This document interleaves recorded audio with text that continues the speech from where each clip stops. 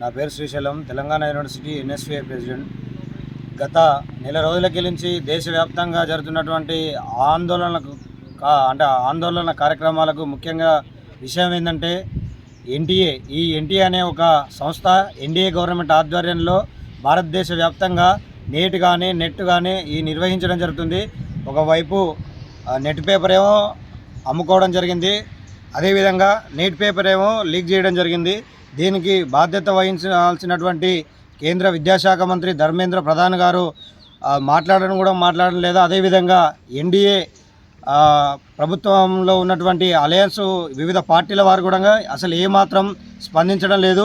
దానికి వ్యతిరేకంగా వాళ్ళు స్పందించాలి. ఆ ఎన్టీఏ అనే ఒక సంస్థను, ఆ బోర్డును రద్దు చేయాలని ఎన్ఎస్ఏ, ఎస్ఎఫ్ఐ, పీడిఎస్, ఏఎస్ఎఫ్ వీటి ఆధ్వర్యంలో తెలంగాణ రాష్ట్ర వ్యాప్తంగా విద్యా సంస్థలను గవర్నమెంట్ కానీ ప్రైవేటు కార్పొరేట్ సంస్థలన్నింటినీ స్వచ్ఛందంగా బంద్ చేయాలని నిన్న పిలుపునివ్వడం జరిగింది.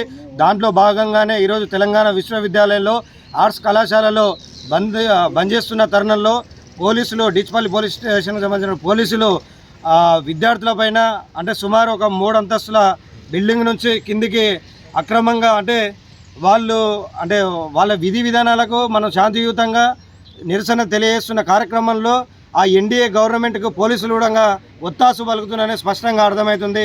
కాబట్టి ఈ ఉమ్మడి జాబితాలో ఉన్నటువంటి ఈ విద్యను రాష్ట్ర జాబితాలోకి చేర్చి రాష్ట్ర గవర్నమెంట్కి నెట్ కానీ నిర్వహించుకోవాల్సిన ఆ బాధ్యతను కేంద్ర ప్రభుత్వం పార్లమెంట్లో ఒక చట్టం తీసుకురావాల్సిన అవసరం ఉంది.